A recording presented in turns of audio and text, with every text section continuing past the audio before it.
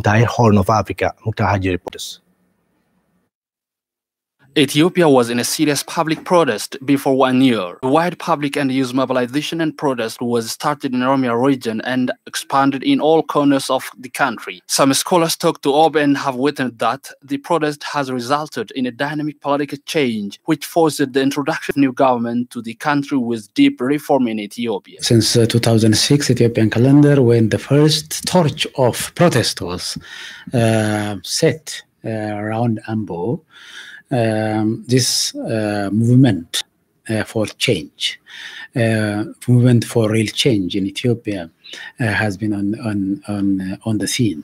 Oppressive structure and the repressive structure that was in place for the last 27 years were totally dismantled. According to Dr. Tamasgen Burka, professor of history at Addis Ababa University, a deep reform made within former OPDO and current ODP is a base for the realization of socio-economic and political significance in Oromia region in particular and Ethiopia in general. Former OPDO has made a significant internal change in the first place. It is engagement in the administration of Oromia in particular, and it is role in the country. And then what happened was to look back into the mishandlings or mismanagements or incompetences, for example, incompetence in the OPDO. Dr. Brahma Meskel Ababasanyi, a prominent prosecutor, said Ethiopia has achieved a lot after Dr. Abiy Ahmed came to office a year ago. All political prisoners were released. All opposition parties in the country and outside the country are now openly operating in the country. Freedom of expression, association, and assembly is fully granted. Ethiopia's relation with Eritrea and other neighboring countries are consolidated as a result of this change. The scholar witnessed that remarkable and significant change observed in the country. Political prisoners were released, who were labeled terrorists. Parties were labeled terrorists, and leaders, individuals were also banned from operating in the country, were allowed to come back. Almost Ethiopia was near collapse in terms of economy because of diplomatic engagement and engagement with donors. For example, we have been almost strangled by debt, about $24 billion of debt, and then under the prime minister, for example, the huge amount of money that we have as a debt was from China, for example, and so it has to be renegotiated. Okay, renegotiated from commercial loan to concessional loan, for example.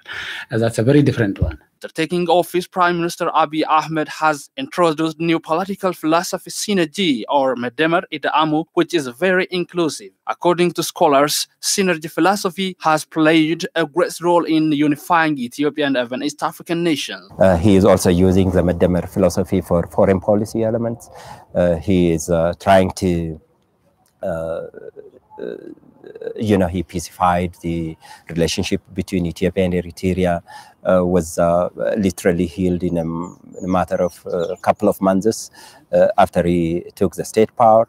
And the relationship between Ethiopia and Somalia, between Ethiopia and Djibouti, between Djibouti and Eritrea and Somalia are all restored. And it is all, he was guided by this Medemer philosophy, the synergy concept you talked in foreign policy. The new political philosophy introduced by Ethiopian Prime Minister Abiy Ahmed, which looked deep into the Oromogada system, has got deep attention from leaders of East African nations who shared many values and a territorial border together. The leaders of the sub-region, including President Isaias, the Kenyan president, Somalia and Djibouti, Uganda, both Sudan, South and North, are lining up behind the Prime Minister. Scholars said synergy would be a solution for different political interests recently observed in East African region. Of Africa is a volatile in terms of politics, security, life, environment, climate, whatever, is a volatile area.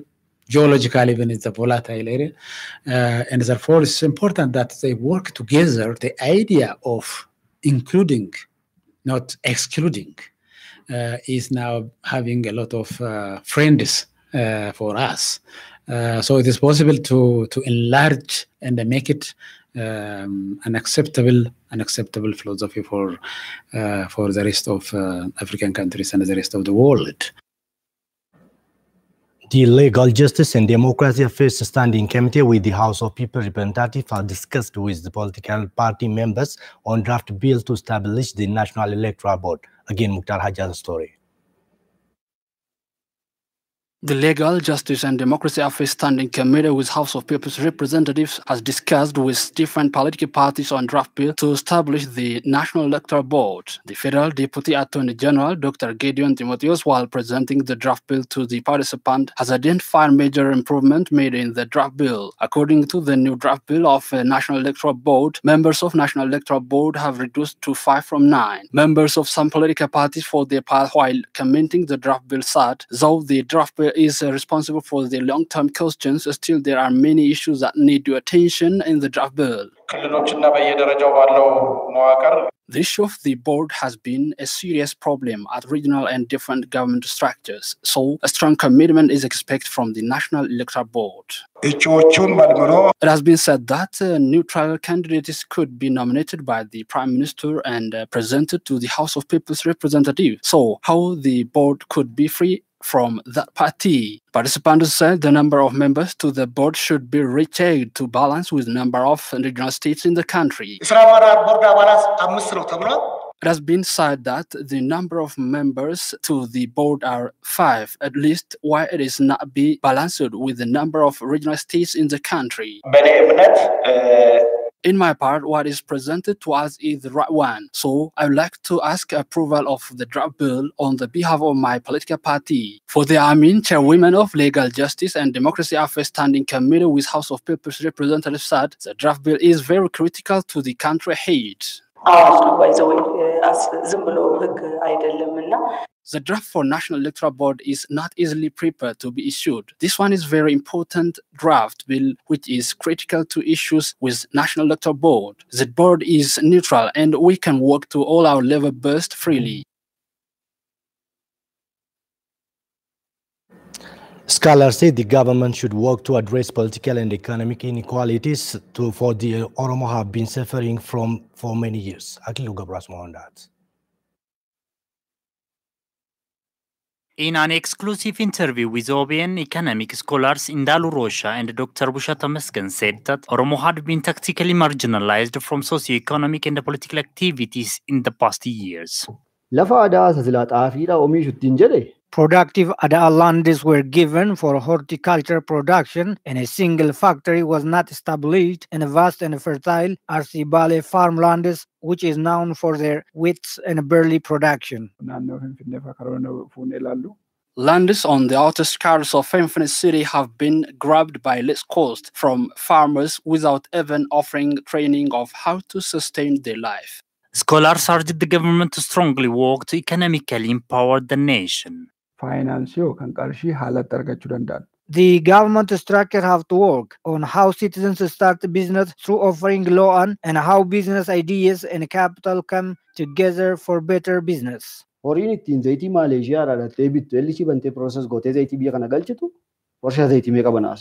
Factories need to be established around areas where raw materials are available in abundance. The nation has to also develop its culture of work. Various scholars have stressed the need to ensure the rule of law in the country to further strengthen the started changes. They called on citizens of the country to contribute their level best in ensuring rule of law at all levels. All my binary reporters.